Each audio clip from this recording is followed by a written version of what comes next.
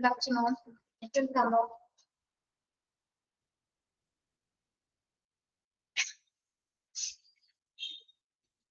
നമ്മൾ ഇന്നലെ കോഡ് എവിടെ വരെ പറഞ്ഞത്? Code yellow major എടുത്തിട്ടില്ലല്ലോ.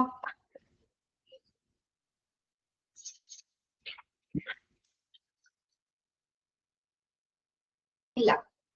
Okay, ഡിസാസ്റ്ററിന്റെ response കോഴ്സുകളാണ് എടുത്തുകൊണ്ടിരിക്കുന്നത്. കോഡ് യെല്ലോ മേജർ ഇതിനു വേണ്ടിയാണ് ഉപയോഗിക്കുന്നത്. എക്സ്റ്റേണൽ ഡിസാസ്റ്റർ ഉണ്ടാവുന്ന സമയത്ത് അല്ലെ. An external disaster has occurred. The hospital will by receiving patients in excess normal. Okay. External ആയിട്ടുള്ള ഡിസാസ്റ്ററിന്റെ സമയത്ത് എക്സ്റ്റേണൽ ഡിസാസ്റ്റർ ഏതൊക്കെയാണെന്ന് ക്ലൈമറ്റ്സ് നമ്മൾ പറഞ്ഞു അല്ലെ. ഏതൊക്കെയായിരുന്നു? External disaster accidents, bomb accident, tsunami, earthquake, അങ്ങനെ മുതലായിട്ടുള്ള. Okay, page number 70. External disaster ഉണ്ടാവുന്ന സമയത്താണ് കോഡ് യെല്ലോ സ്റ്റാർട്ട് ചെയ്യുന്നത്. കോഡ് യെല്ലോ റെസ്പോൺസ് കോഡ് പുറപ്പെടുവിക്കുന്നത്. Locate and follow emergency action plans manual. Upon learning of an alert, all departments should activate their department specific disaster plan as outlined in the hospital emergency procedure manual. അപ്പോൾ ഈ ഒരു code operate ചെയ്ത് കഴിഞ്ഞാൽ തന്നെ, അത് start ചെയ്ത് കഴിഞ്ഞാൽ തന്നെ എന്താണ്, എല്ലാ ഓരോ എമർജൻസി ആക്ഷൻസ് പ്ലാൻസ് ഉണ്ടായിരിക്കും. പ്രത്യേകിച്ച് ഡിസാസ്റ്ററുമായി ബന്ധപ്പെട്ടിട്ടുള്ള ആക്ഷൻ പ്ലാൻസിന്റെ മാനുവൽ അനുസരിച്ച് തന്നെ എന്താണ് അലർട്ടേഷൻ കിട്ടുന്നതിനനുസരിച്ചിട്ട് ഓരോരുത്തർ എന്താണ് ഓരോ ഡിപ്പാർട്ട്മെന്റ്സും ആക്ടിവേറ്റഡ് ആവുക. Then ആ ഡിസാസ്റ്റർ പ്ലാനിൽ അനുസരിച്ച് പറഞ്ഞിരിക്കുന്ന കാര്യങ്ങൾ അനുസരിച്ചുള്ള പ്രൊസീജിയേഴ്സ് അവിടെ ആരംഭിക്കും. CMO should report to the emergency operation center in charge located in the nursing administration 1841. Okay, CMO എന്ന് പറഞ്ഞാൽ ആരാണ്? ചീഫ് മെഡിക്കൽ ഓഫീസർ അല്ലെ. അദ്ദേഹം ആയിരിക്കുള്ള എമർജൻസി ഓപ്പറേഷൻ സെന്റേഴ്സിലേക്ക് പ്രത്യേകിച്ച് അഡ്മിനിസ്ട്രേഷൻ സെന്റേഴ്സിലേക്ക് എന്താണ് അത് റിപ്പോർട്ട് ചെയ്യുന്നത്. ഓക്കെ, എക്സ്റ്റേണൽ ഡിസാസ്റ്ററുമായി ബന്ധപ്പെട്ടിട്ടുള്ള റിപ്പോർട്ട്സും കാര്യങ്ങളും പ്രത്യേകിച്ച് എമർജൻസി ഓപ്പറേഷൻ സെന്ററിൽ ഇൻചാർജ് ആയിട്ടുള്ള നഴ്സിംഗ് അഡ്മിനിസ്ട്രേഷനിലേക്ക്. ഈ നമ്പർ പഠിക്കണ്ട കേട്ടോ, ആ നമ്പർ നോക്കണ്ട, അത് വിട്ടേക്കൂ. ഓക്കെ, റിപ്പോർട്ടുകൾ അറിയിച്ച് ഇൻഫോം ചെയ്തതിന് ശേഷം check over all status of ER department. നമ്മൾ എമർജൻസി ഡിപ്പാർട്ട്മെന്റിൽ പോയിട്ട് എന്താണ് അവിടെ കംപ്ലീറ്റ് സ്റ്റാറ്റസ് നോക്കും. അവിടെ എല്ലാ ഫെസിലിറ്റീസ് അവൈലബിൾ ആണോ, സപ്ലൈസസ് ഉണ്ടോ, ആവശ്യത്തിനനുസരിച്ചുള്ള സ്റ്റാഫുകൾ ഉണ്ടോ, നമ്മൾ കൃത്യമായിട്ട് അതെല്ലാം അനലൈസ് ചെയ്തതിനു ശേഷം നോട്ടിഫൈഡ് ഡിപ്പാർട്ട്മെന്റ് ഇൻചാർജ്. ഡിപ്പാർട്ട്മെന്റ് ഇൻചാർജിനെ നമ്മൾ നോട്ടിഫൈ ചെയ്ത് എന്താണ് ഡിപ്പാർട്ട്മെന്റ് ഇൻചാർജ് അല്ലെങ്കിൽ കോർഡിനേറ്ററിനെ നമ്മളത് നോട്ടിഫൈ ചെയ്യും. ഇൻ കേസ് ഏതെങ്കിലും സപ്ലൈസസോ ഫെസിലിറ്റീസോ സ്റ്റാഫുകളൊക്കെ കുറവാണെങ്കിൽ. സ്ക്രീൻ ഫുള്ള് കാണുന്നില്ലേ?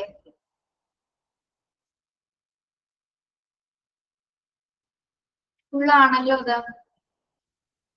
അവിടെ ഒന്നും ഇല്ല വേറെ ബാക്കി.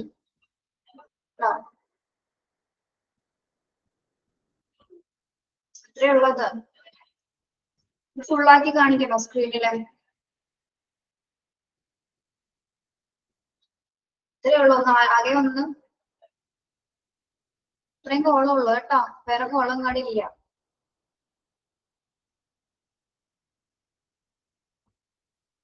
ഓക്കെ, എന്താണ് check over all status of ER department such as facilities, supplies and access staffing needs. അപ്പോൾ ER ഡിപ്പാർട്ട്മെന്റിലെ സ്റ്റാറ്റസ് ഒന്ന് വിലയിരുത്തുക. ആവശ്യത്തിനുള്ള ഫെസിലിറ്റീസ് സ്റ്റാഫുകളൊക്കെ അവൈലബിൾ ആണോ എന്ന് നോക്കിയതിനു ശേഷം നമ്മൾ ആരെയാണ് അറിയിക്കേണ്ടത്? നോട്ടിഫൈ ഡിപ്പാർട്ട്മെന്റ് ഇൻചാർജിനെ അല്ലെങ്കിൽ കോർഡിനേറ്ററിനെ വിവരം അറിയിക്കുക. All departments should send extra staff to ER bay. ഇനി സ്റ്റാഫുകളൊന്നും ഇവിടെ അധികം സ്റ്റാഫുകൾ ഇല്ലെന്നാണെങ്കിൽ നമ്മൾ എന്ത് ചെയ്യണം? മറ്റൊരു ഇൻചാർജ് അല്ലെങ്കിൽ കോർഡിനേറ്റർ എന്താ ചെയ്യേണ്ടത്? ഓൾ ഡിപ്പാർട്ട്മെന്റ്സിലേക്ക് ഇൻഫർമേഷൻസ് കൊടുക്കുക. ER ബേയിലേക്ക് അല്ലെങ്കിൽ എമർജൻസി റൂമിലേക്ക് മറ്റു ഡിപ്പാർട്ട്മെന്റ്സിൽ നിന്ന് അധിക സ്റ്റാഫുകളെ കൊണ്ടുവരികയും ചെയ്യണം. ഓക്കെ, അതായത് സ്റ്റാഫുകൾ ഇല്ലാത്ത സമയത്ത്, അധിക സ്റ്റാഫുകൾ ഇല്ലാത്ത സമയത്ത് സ്ക്രീൻ സ്റ്റക്ക് ആണോ? കാണാൻ പറ്റുന്നില്ല? എല്ലാവർക്കും ഒരേപോലെ തന്നെയാണോ?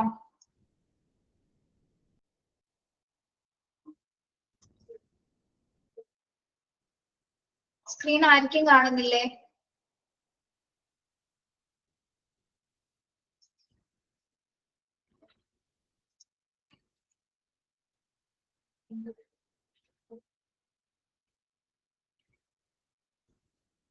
ഓക്കെ, ഒന്ന് ചെക്ക് ചെയ്യട്ടെ കേട്ടോ. ഷെയർ ചെയ്തിട്ടുണ്ട്, നിങ്ങൾക്ക് വിസിബിൾ ആവാത്തതുകൊണ്ടാണ്. ഓക്കെ ഓക്കെ, മനസ്സിലായി മനസ്സിലായി.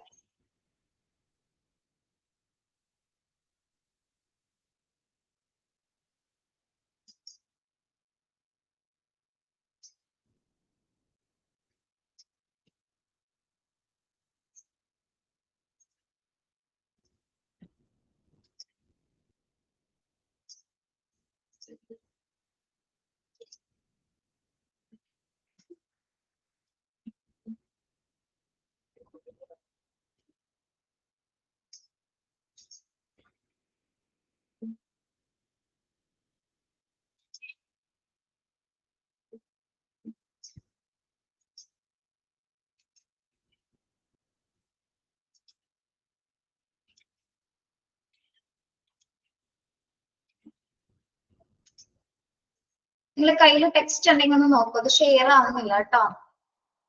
ടെക്സ്റ്റ് ഉള്ളവരൊന്ന് നോക്കുക കേട്ടോ. ഡിസാസ്റ്റർ മാനേജ്മെന്റ് ലാസ്റ്റ് ഭാഗം എടുത്താൽ മതി. ഷെയർ ആവുന്നില്ല, അത് എൻ്റയർ സ്ക്രീൻ ആണ് കാണിക്കുന്നത്, ഷെയർ ആവാത്തതാണ് കേട്ടോ. ഓക്കെ,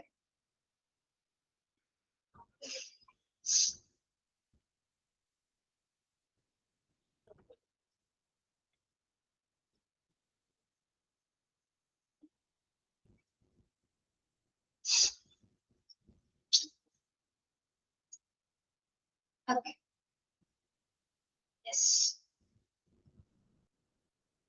സ്റ്റാഫുകൾ ഇല്ലാത്ത സമയത്ത് എന്താണ് മറ്റു ഡിപ്പാർട്ട്മെന്റ്സിൽ എക്സ്ട്രാ സ്റ്റാഫുകളെ ഡിപ്പാർട്ട്മെന്റ്സിലേക്ക് എന്താണ് കൊണ്ടുവരേണ്ടതാണ്. ഓക്കെ, ദെൻ അതായത് എന്തുകൊണ്ടാണ് എക്സ്ട്രാ സ്റ്റാഫുകൾ ഇവിടെ ആവശ്യമായിട്ട് വരുന്നത്? എമർജൻസി എക്സ്റ്റേണൽ ഡിസാസ്റ്റർ ആയതുകൊണ്ട് എന്താണ് നമ്പർ ഓഫ് പേഷ്യൻസിന്റെ എണ്ണം കൂടുതലായിരിക്കും അല്ലെ. അതിനാൽ തന്നെ ആവശ്യത്തിലധികം സ്റ്റാഫുകൾ ഡിപ്പാർട്ട്മെന്റിൽ അണിനിരക്കേണ്ടത് അത്യാവശ്യമാണ്. As designated staff arrive, each person with a role in the emergency manual plan will receive a job action sheet. All other on-duty staff not otherwise assigned to ER position should remain in their department and maintain normal operations. Okay. ഇനി designated സ്റ്റാഫുകൾ അറിവ് ചെയ്ത് കഴിഞ്ഞാൽ, അതായത് ഓരോ each positions, അതായത് emergency ഒരു job action plan ഉണ്ട്. ആ പ്ലാൻ പ്രകാരം ഓരോ സ്റ്റാഫുകൾക്ക് എന്താണ് സ്പെസിഫിക് ആയിട്ടുള്ള റോൾസുകൾ കൊടുത്തിട്ടുണ്ടോ. ആ റോൾസുകൾ ഡെസിഗ്നേറ്റഡ് സ്റ്റാഫ്, ആ ഡെസിഗ്നേറ്റഡ് ആയിട്ടുള്ള സ്റ്റാഫുകൾ വന്നു കഴിഞ്ഞാൽ എന്താണ് അതെല്ലാവർക്കും ആയി കഴിഞ്ഞാൽ അവർ മാത്രം മതിയാകും ആ ഒരു ഡിപ്പാർട്ട്മെന്റ് കൈകാര്യം ചെയ്യാനായിട്ട്. മറ്റു സ്റ്റാഫുകൾക്ക് എന്ത് ചെയ്യാം? അതർ ഓൺ ഡ്യൂട്ടി സ്റ്റാഫുകൾക്ക് നോർമൽ ആയിട്ടുള്ള പൊസിഷൻസിലെ അതേ നോർമൽ ഓപ്പറേഷൻസ് അതേ അവിടെ തന്നെ കൈകാര്യം ചെയ്യാവുന്നതാണ്. അതായത് ഇവിടെ ഡെസിഗ്നേറ്റഡ് ആയിട്ടുള്ള സ്റ്റാഫുകൾക്ക് മാത്രമാണ് എന്ത് എമർജൻസി പ്ലാൻ മാനുവൽ പ്രകാരം ഏതൊക്കെ ജോലികളാണ് ചെയ്യേണ്ടത് എന്നതിനുള്ള ഓരോ റോൾസും കൈകാര്യം ചെയ്ത് കൊടുത്തിരിക്കുന്നത്. അപ്പൊ അവർ വന്നു കഴിഞ്ഞാൽ എന്താണ് അവർക്ക് മാത്രം അത് ചെയ്താൽ മതി. ബാക്കിയുള്ള സ്റ്റാഫുകൾക്ക് എന്താണ് അവരെ നോർമൽ ആയിട്ടുള്ള ഓപ്പറേഷൻസ് എങ്ങനെയാണോ അത് അവരുടെ ഡിപ്പാർട്ട്മെന്റിൽ തന്നെ അവർക്ക് തുടർന്നാൽ മതി. ഓക്കെ, യെസ്, മനസ്സിലായോ പറഞ്ഞത്? ഒന്നുകൂടി നോക്കാം. കോഡ് യെല്ലോ മേജർ എന്താണ്? എക്സ്റ്റേണൽ ഡിസാസ്റ്റർ ഉണ്ടാവുന്ന സമയത്താണ് കോഡ് യെല്ലോ പുറപ്പെടുവിക്കുന്നത്. ഈ ഒരു സമയത്ത് എന്താണ് locate and follow emergency actions plan manual. ഈ സമയത്താണ് ആക്ഷൻ പ്ലാൻ മാനുവൽസ് നമ്മൾ ലൊക്കേറ്റ് ചെയ്യുന്നത്.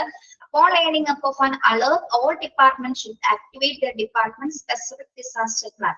ഈ കോഡ് ആക്ടിവേറ്റ് ചെയ്ത് കഴിഞ്ഞാൽ ഓരോ ഡിപ്പാർട്ട്മെന്റ്സ് എന്താണ് അതിനനുസരിച്ചിട്ടുള്ള അവരുടെ ഡിസാസ്റ്റർ മാനുവൽ പ്ലാൻ ആക്ടിവേറ്റ് ചെയ്യുക. അതുമായി ബന്ധപ്പെട്ട പ്രൊസീജിയേഴ്സുകൾ, എമർജൻസി പ്രൊസീജിയേഴ്സ് അവർ ആരംഭിക്കുക. Okay, CMO should report the emergency operation center. CMO ആയിരിക്കണം എമർജൻസി ഓപ്പറേഷൻ സെന്റേഴ്സിലേക്ക് റിപ്പോർട്ടുകൾ സമർപ്പിക്കേണ്ടത്.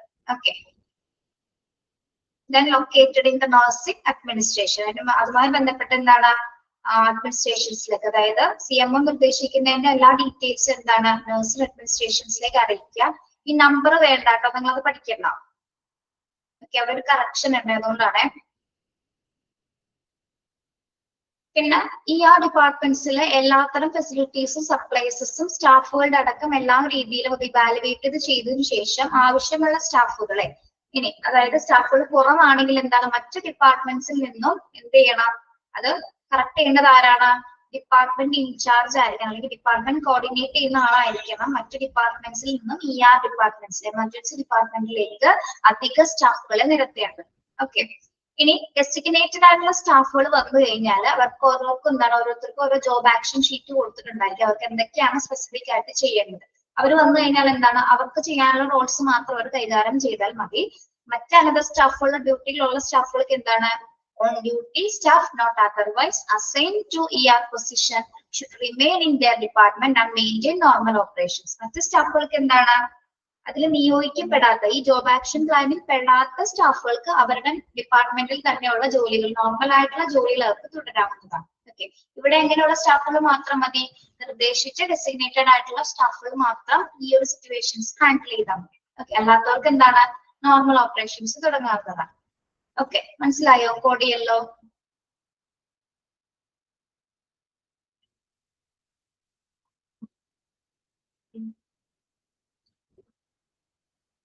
Then code violet. Assistance is needed with an out of control patient. Code violet എപ്പോഴാണ് നമ്മൾ അലേർട്ട് ചെയ്യുന്നത്? ഔട്ട് ഓഫ് കൺട്രോൾ പേഷ്യൻസ് അല്ലെങ്കിൽ ഇൻഡിവിജ്വൽസ് ഉണ്ടാവുന്ന സമയത്ത്. ഔട്ട് ഓഫ് കൺട്രോൾ എന്ന് പറയുന്നത് എന്താണ്? നിയന്ത്രിക്കാൻ കഴിയുന്ന പേഷ്യൻസ് ആണോ ഔട്ട് ഓഫ് കൺട്രോൾ പേഷ്യൻസ് എന്ന് പറയുന്നത്?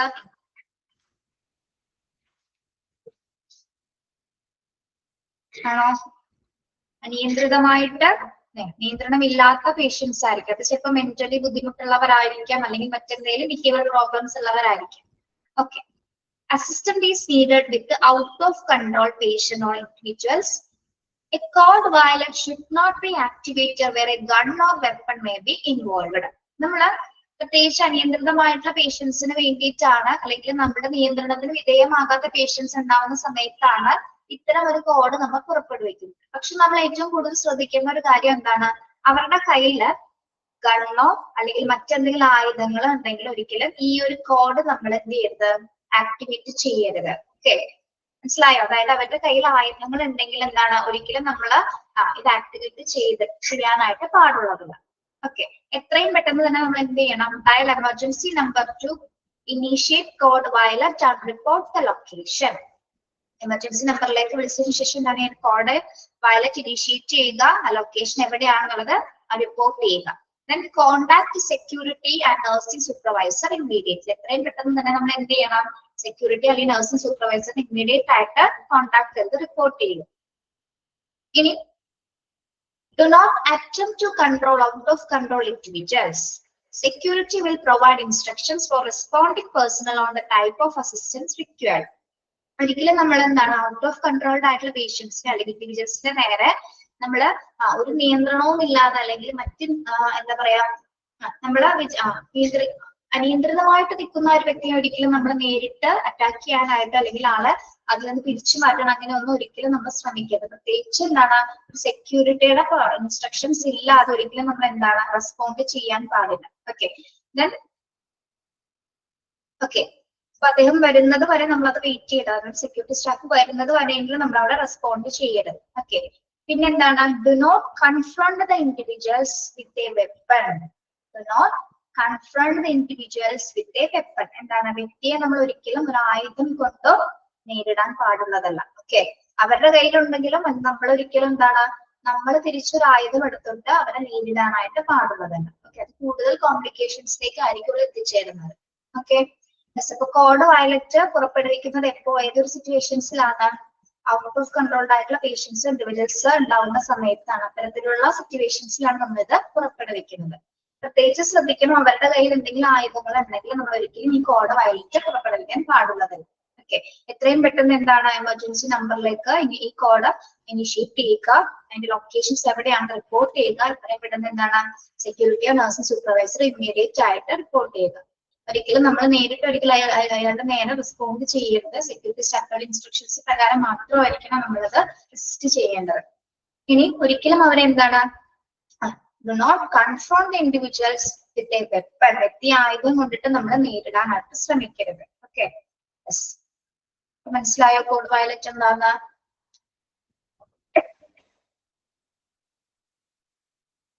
കോഡ് വയലറ്റ് ക്ലിയർ ആണോ? ഇപ്പൊ ഷെയർ ആവുന്നുണ്ടോ? നോക്കിയേ, സ്ക്രീൻ കാണുന്നില്ല അല്ലെ?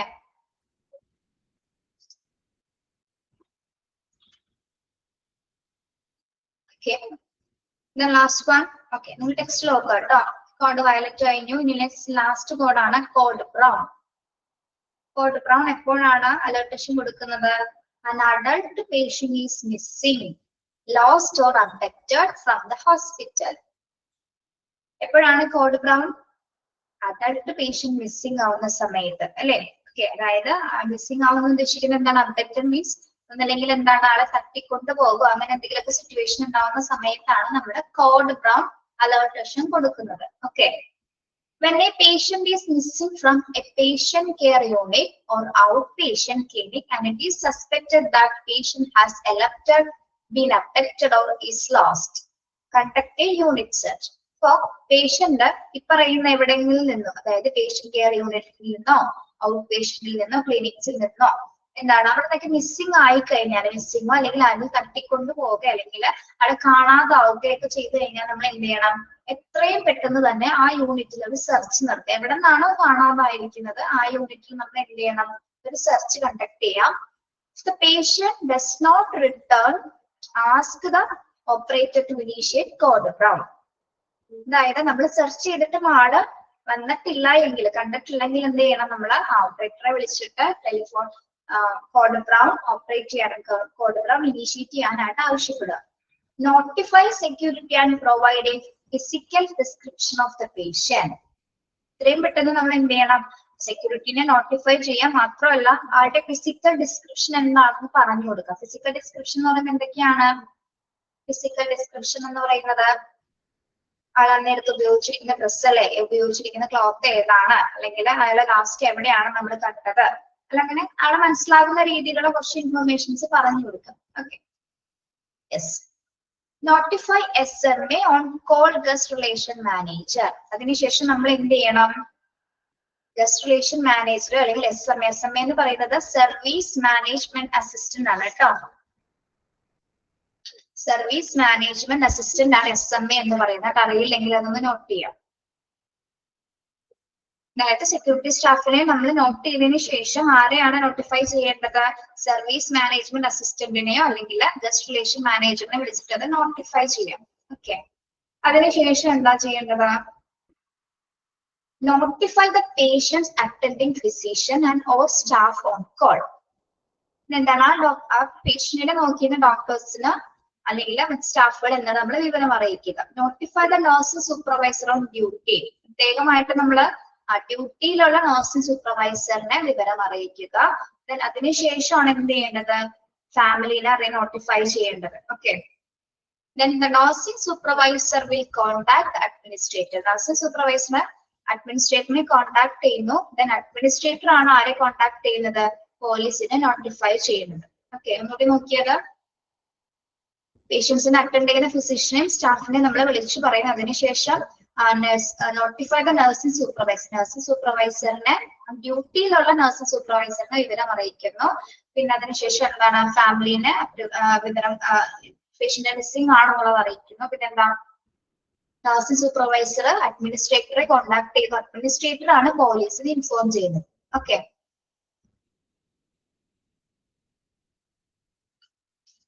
then social work or nursing staff will assist the patient, family members and the staff during the crisis.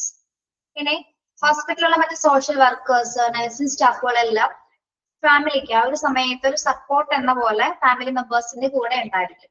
ആ ഒരു ക്രൈസിസ് സിറ്റുവേഷൻ ആയതുകൊണ്ട് തന്നെ എന്താണ്? അവർക്കൊരു ആശ്വാസം, സപ്പോർട്ടിങ് എന്ന പോലെ എന്താണ്? സോഷ്യൽ വർക്കേഴ്സും നഴ്സിംഗ് സ്റ്റാഫുകളും ഫാമിലി മെമ്പേഴ്സിന്റെ കൂടെ ഉണ്ടായിരിക്കും. then upon locating the patient, ഇനി നമ്മൾ ആ പേഷ്യന്റിനെ ലൊക്കേറ്റ് ചെയ്ത് കഴിഞ്ഞാൽ notify the in-charge nurse and nursing supervisor that patient has been located and describe the patient's status.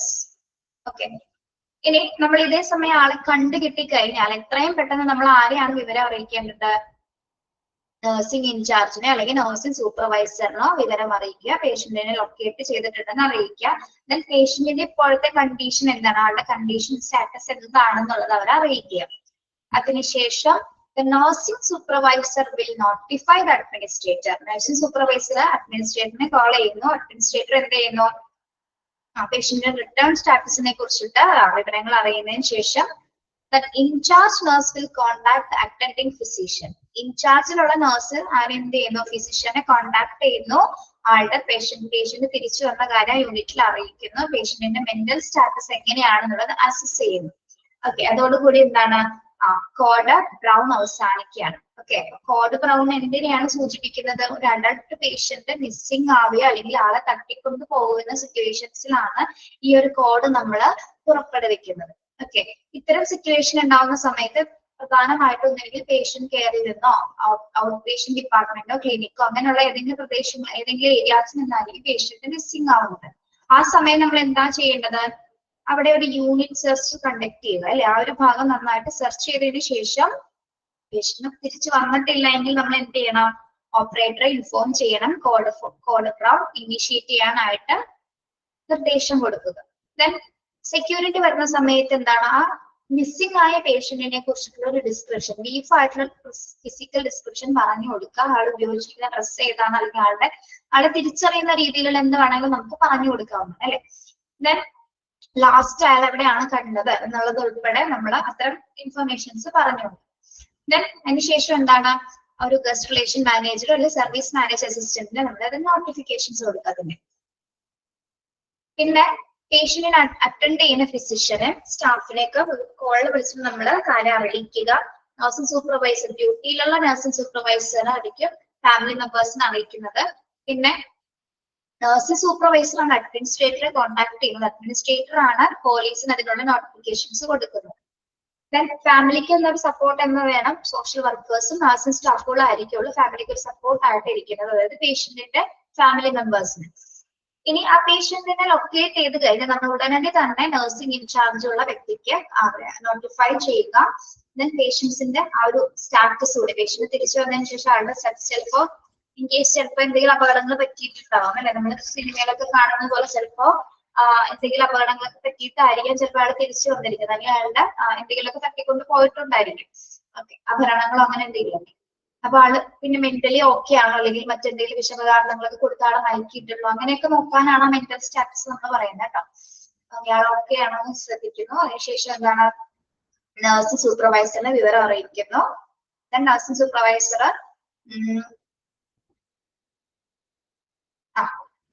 nursing and the nursing supervisor that patient has been located and describe the patient's status. The nursing supervisor will notify the administrator. Nursing supervisor ആണ് അഡ്മിനിസ്ട്രേറ്ററിനെ notify ചെയ്യുന്നത്. അതിനുശേഷമാണ് പേഷ്യന്റിന്റെ return സ്റ്റാറ്റസിനെ കുറിച്ചുള്ള കാര്യങ്ങളൊക്കെ പറഞ്ഞ് അതിനുശേഷം എന്താണ്, ഫിസിഷ്യനെ contact ചെയ്യുന്നു. ആളുടെ പ്രസന്റ് ആയിട്ടുള്ള സ്റ്റാറ്റസ് എന്താണെന്നുള്ളത് ആ യൂണിറ്റിലേക്ക് ആൾ തിരിച്ചു വന്നതിനെ കുറിച്ചിട്ടുള്ള കാര്യങ്ങളൊക്കെ ഡിസ്ക്രൈബ് ചെയ്യുന്നു. പിന്നെ എന്താണ്, ഡോക്ടർ വന്നതിന് ശേഷം പേഷ്യന്റിന്റെ നില എത്രത്തോളം ഉണ്ട്, അല്ലെങ്കിൽ അതിന്റെ മെന്റൽ സ്റ്റാറ്റസ് അവിടെ മെഷർ ചെയ്യുന്നു. ഓക്കെ, അത്രേ ഉള്ളൂ എന്താ കോഡ് ബ്രൗണിൽ വരുന്നത് കേട്ടോ. ഓക്കെ, മനസ്സിലായോ? അത്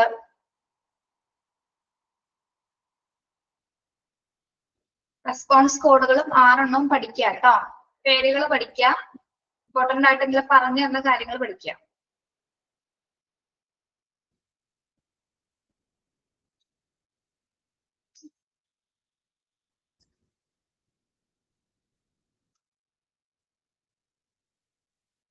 ഇപ്പൊ സ്ക്രീൻ കാണാമോ?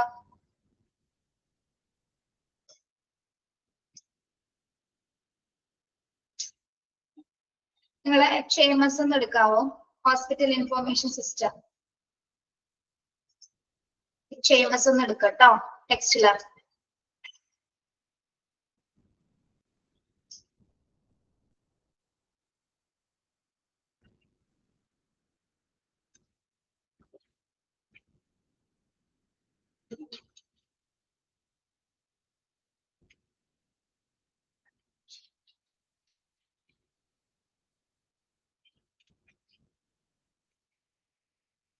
HIMS എന്താണോ എടാ മിസ് എന്ന് പറയണ? മൊഡ്യൂൾ 4 കേട്ടോ.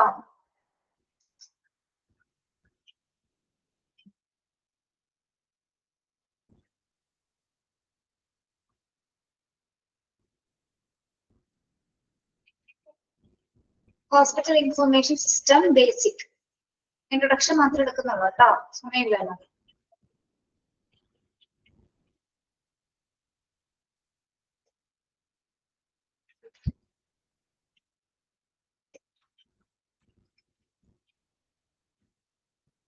കാണുന്നില്ലല്ലോ, ഷെയർ ചെയ്തിട്ടോ നിങ്ങള്? ടെക്സ്റ്റ് കാണുന്നില്ലല്ലോ.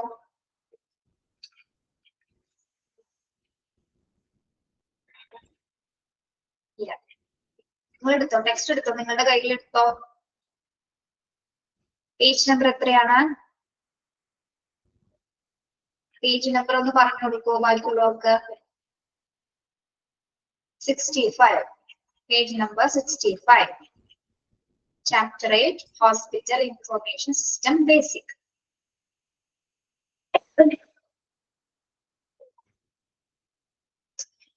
ടീച്ചർ തന്നെ PDF ഒന്ന് എടുത്തോട്ടെ കേട്ടോ.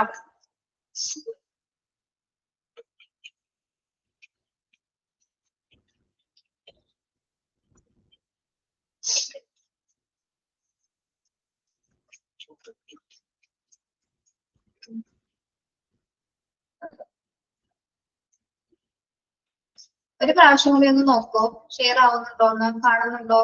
ഇല്ലല്ലോ.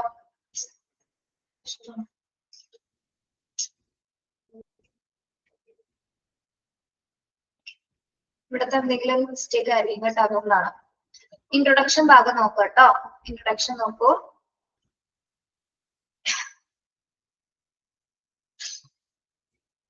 നിങ്ങളിപ്പോ ഹോസ്പിറ്റലിൽ പോകുന്ന സമയത്ത്, പോകുന്നതിന് മുമ്പായിട്ട് എന്തെങ്കിലുമൊക്കെ കാര്യങ്ങൾ നിങ്ങൾ എങ്ങനെയാണ് റിലേറ്റ് ചെയ്യാറ്?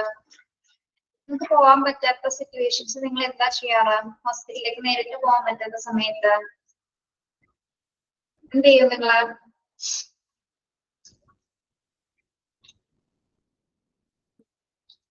അപ്പോയിന്റ്മെന്റ് ക്യാൻസൽ ചെയ്യും. അപ്പോയിന്റ്മെന്റ് നിങ്ങൾക്ക് പോകണമെങ്കിലോ നാളെ 2 ദിവസത്തിനുള്ളിൽ ഡോക്ടറെ കാണണമെങ്കിൽ നിങ്ങൾ എന്ത് ചെയ്യും? അപ്പോയിന്റ്മെന്റ് എടുക്കും അല്ലെ? എങ്ങനെയാണ് നിങ്ങൾ അപ്പോയിന്റ്മെന്റ് എടുക്കുന്നത്?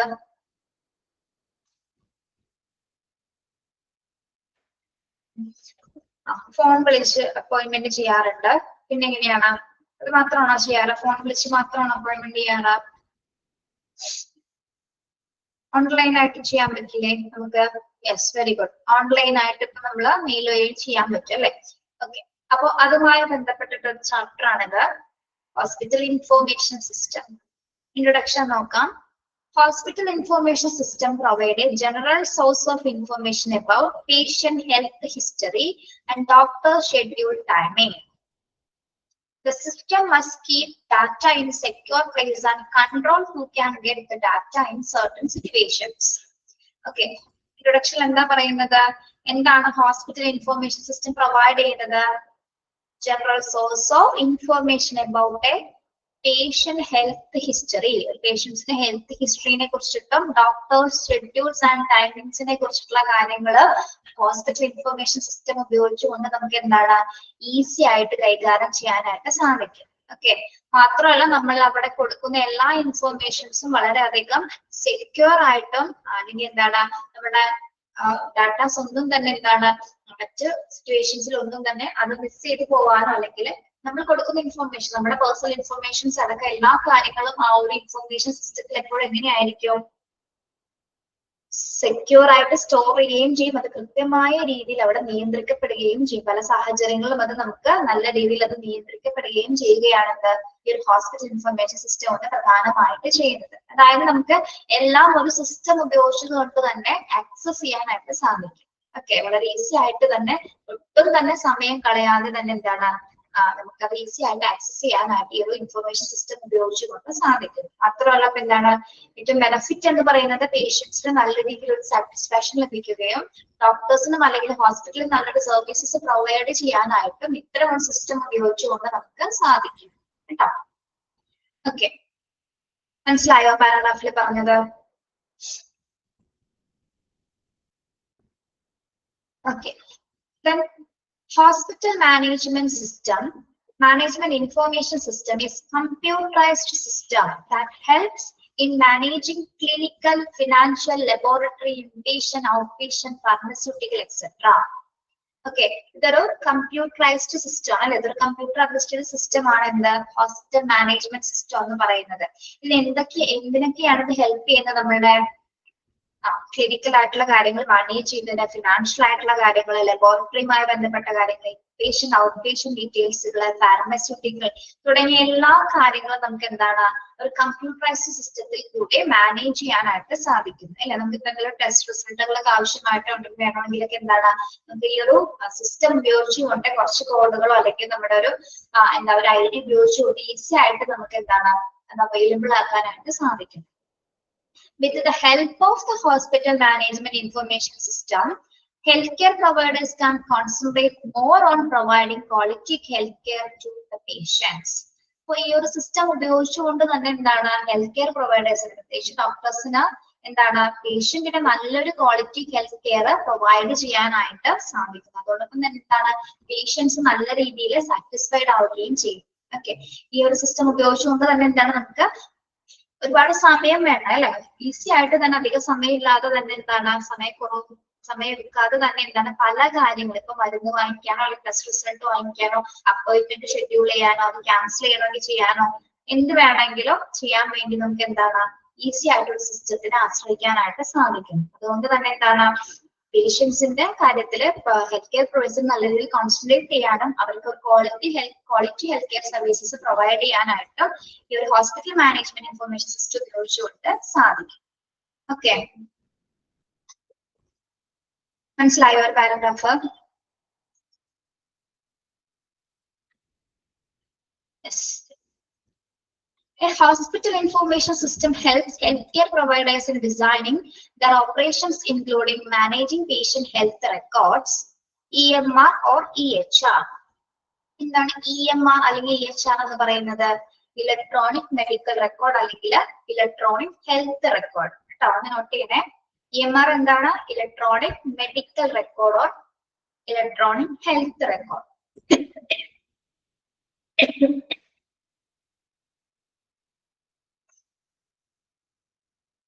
യെസ്. അപ്പൊ ഹെൽത്ത് കെയർ പ്രൊവൈഡേഴ്സിന് എന്താണ് പേഷ്യൻസുമായി ബന്ധപ്പെട്ട് വരുന്ന എല്ലാത്തരം ഹെൽത്ത് റെക്കോർഡ്സുകൾ, അപ്പോയിന്റ്മെന്റ്സ്, ബില്ലിംഗ്, ഡയഗ്നോസിസ് കാര്യങ്ങൾ, എല്ലാ കാര്യങ്ങളും ഈ ഒരു സിസ്റ്റം ഉപയോഗിച്ചുകൊണ്ട് തന്നെ എന്താണ് ഡിസൈൻ ചെയ്യാനും അതിന്റെ ഓപ്പറേഷൻസ് ഒക്കെ കൈകാര്യം ചെയ്യാനായിട്ടും സാധിക്കുന്നു. Okay, the major role of HIMers is to record information on health events and verify the quality of service at different level of health care.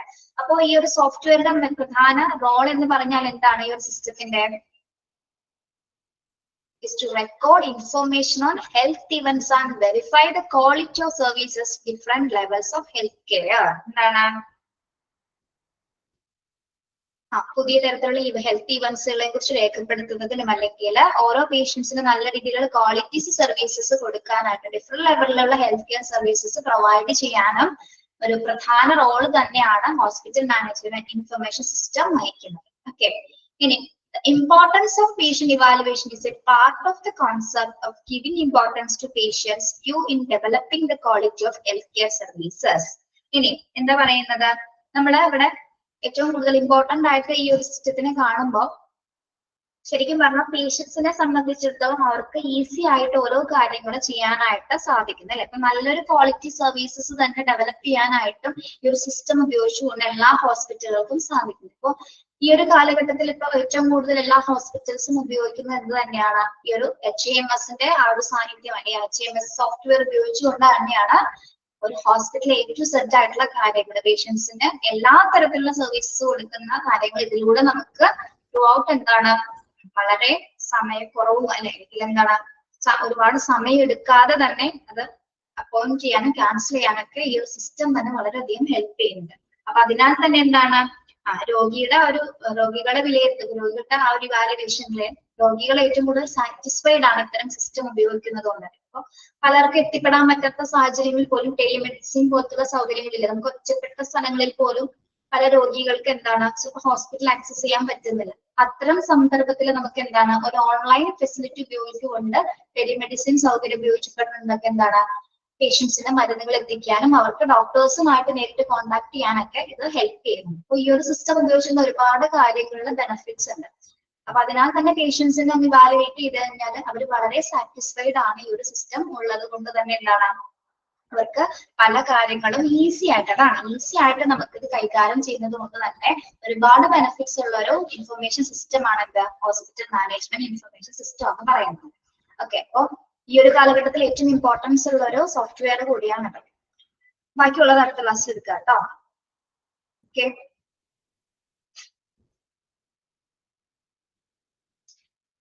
Thank you. Have A nice day.